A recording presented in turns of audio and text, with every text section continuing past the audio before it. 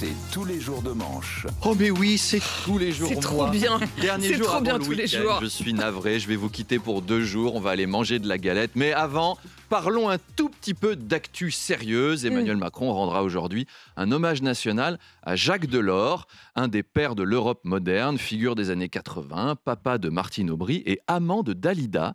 Ça, c'est moins connu. Mais non. Mais si, Mais Dalida a même vraiment fait une chanson dessus. Vous vous souvenez pas quand elle dit « J'ai mis de l'or dans mes cheveux ». Ben voilà, c'est cette passion folle. J'étais pas à y croire. Ben oui, j'étais à fond dedans. Ah, Paris j'étais- Match. Mais voilà, la passion qui a dévoré les deux amours. Oui, sinon, comment elle aurait eu un peu de Jacques Delors dans les cheveux, Dalida? Ben voilà, ça vient de là. Ou alors, c'est Delors qui visait très mal. Donc... Oh non. Ça la Ah ouais. fait rire. Oh. Emmanuel Macron a aussi du pain sur la planche dans le dossier des inondations dans le Nord suite à la crue de l'Aa. Non, pas ce AA là, le fleuve. C'est la 2e fois en 3 mois que le fleuve AA sort de son lit. C'est déjà 2 fois de plus que Michael Schumacher. Et c'est pas le moment de, c'est pas le moment de leur proposer de faire ça. Et on l'embrasse. Hein On l'embrasse. Et On l'embrasse, salue. oui, on l'embrasse. Salut, On embrasse Michael. lui et Jacques Delors. C'est pas le moment de leur proposer de faire le dry January au nordiste. Tu devrais te mettre à l'eau. Bah non, à l'eau déjà que ça a pas de goût. En plus, ça ravage les maisons. C'est vraiment une belle saloperie. C'est pas pour rien que la moitié des ch'tis la boycottent depuis 20 ans l'eau. Et puis le vin, ça a jamais balayé une baraque. Les crues exceptionnelles, quand c'est de l'eau, c'est dramatique. Par contre, les crues exceptionnelles, quand c'est du vin, alors là, oui, là, on est content. Hier, Christophe Béchu, le ministre de l'écologie, était sur place. Et ouais, les habitants l'ont retrouvé. Il existe, il est apparu et il a proposé une solution radicale. Vous avez vu ça? Raser les environs. C'est-à-dire que tout ce qui est Il a bien inondable, fait de venir. ça dégage. Ouais. Alors, c'est dommage parce que j'ai un peu bossé la voix de Christophe Béchu, mais personne ne la Aïe, aïe, connaît. aïe. Alors, c'est pas Ah drôle. C'est-à-dire, même si je fais un truc, oui. ça dira rien à personne. Mais il a dit, alors je propose de racheter des maisons, de tout raser et de tout détruire. De toute façon, quand on voit la tronche de certaines villes locales, on aurait dû appliquer cette solution depuis longtemps. Hein. Donc, on va commencer par raser l'intégralité de la ville de Roubaix et ensuite, on verra ce qu'on peut faire Oh de non. plus. Et on embrasse également les habitants Bah oui, donc, tout le monde ce matin, tout le monde. de Roubaix. Arnaud, Laurent Neumann en parlait hier. 2 ministres israéliens qui envisagent de déplacer les Gazaouis au Congo. Oui. C'est con, hein. L'année avait pourtant bien commencé. On se disait, ah, on démarre 2024 sans guerre, sans drame, c'est plus léger. Bah, ça aura duré 4 jours. Donc effectivement, bientôt un nouvel épisode de la guerre au Proche-Orient. Les Palestiniens au Congo. N'importe quoi. Après les Palestiniens au Congo, on aura quoi? Les Palestiniens en Amérique, le lotus palestinien, le Palestinien aux pinces d'or, les 7 boules des Palestiniens.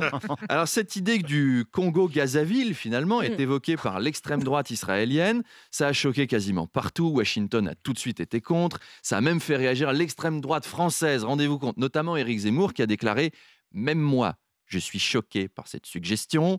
Je veux dire, quand on veut la paix dans le monde, on ne met pas des Noirs et des Arabes ensemble. On a bien vu le résultat dans nos banlieues.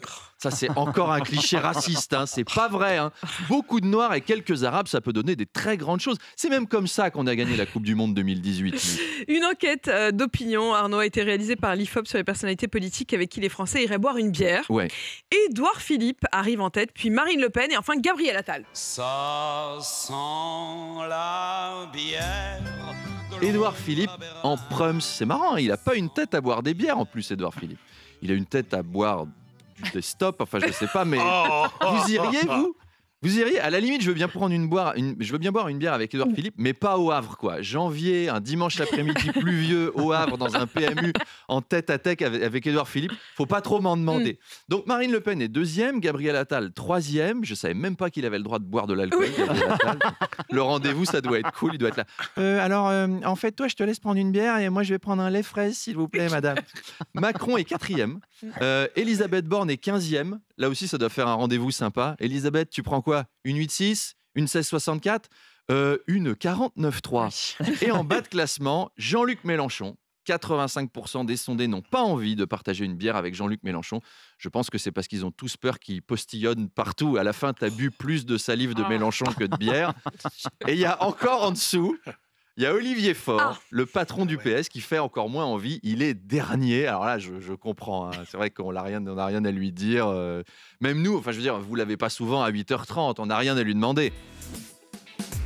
Ce matin, je reçois Olivier Faure, le secrétaire général du Parti Socialiste. Olivier Faure, bonjour. Première question, la NUPES, où en est-on? Bonjour, c'est mort. D'accord. Et sinon, c'est tout. Ok. Bon, C'est moi ça. Voilà. Oh là là, les grandes gueules, c'est déjà dans 25 minutes. Donc on n'a plus le temps. C'était passionnant, mais on va vous dire au revoir. Merci, machin. Tout de suite, une page de publicité. Bon, allez, Apolline, les amis, je vous laisse finir l'émission et après, nous, on va boire une bière. Mais oui, Avec la voilà. galette, tout ça. Allez, bon week-end à tous et à lundi. Et puis Arnaud Demanche. Oui, bonjour. L'invité ce matin, c'est le spécialiste du grand banditisme, donc ce sera à 8h30, Jérôme Pirat, mais vous le piratez déjà. Eh oui. Et j'ai mis le générique de l'inspecteur d'Éric pour parler du grand banditisme, les spécialistes. Donc Jérôme Pirat est spécialiste en criminologie et ce matin, je pense à Alain Bauer, le criminologue qui vient régulièrement nous voir. Désolé Alain pour cette infidélité. Ne sois pas jaloux, toi et nous c'est toujours bien, mais on a parfois besoin d'un peu de piment dans une relation. Avec Jérôme Pirat, nous parlerons de Gérald Darmanin qui s'attaque à la livraison de drogue à domicile, qu'il a baptisé les Uber Shit. Il vous livre votre drogue à vélo. Et Darmanin, il aime pas ça. Pourtant, en France, la drogue et le cyclisme, c'est une longue histoire d'amour. C'est marrant, c'est valorisé en juillet-août, mais c'est combattu le reste de l'année. D'ailleurs, Uber Eats n'aime pas beaucoup que Gérald Darmanin utilise le vocable c'est vrai Uber que oui. Shit. Pour réconcilier tout le monde et proposer d'ailleurs une association avec un service français, je propose Coquissimo, ça me paraît mieux. Parce que c'est vrai qu'en 2024, c'est plus facile de se faire livrer de la drogue que du courrier. La Poste, ils devraient réquisitionner les dealers. Ils sont mieux que les facteurs. Au moins, ils sonnent chez toi pour te livrer les colis. Bonne Ils ne te laissent pas un petit mot dans la boîte aux lettres. Notre livreur s'est présenté à votre domicile, mais vous étiez absent. Veuillez vous récupérer votre pack de résine saveur d'Afghanistan entre 9h et 17h, muni d'une pièce d'identité à la tour 44 de la Cité du Luth à Asnières-sur-Seine. Ouais, je sais, on dirait un peu la voix de Manuel Bompard, mais je fais ce que je peux, je suis pas imitateur. Bon, bref, pour écouter Apolline vous donner les tarifs du shit avec Jérôme Pirat, Vous saurez tout. C'est à 8h30. Vous saurez tout, quelle appli, à quelle heure. Quel tour, quelle cave. Voilà. Ce sera donc à tout à 8h30, vous l'avez bien compris, tout le chemin de la drogue et ses réseaux. Ce sera donc à 8h30 sur RMC et BFM TV.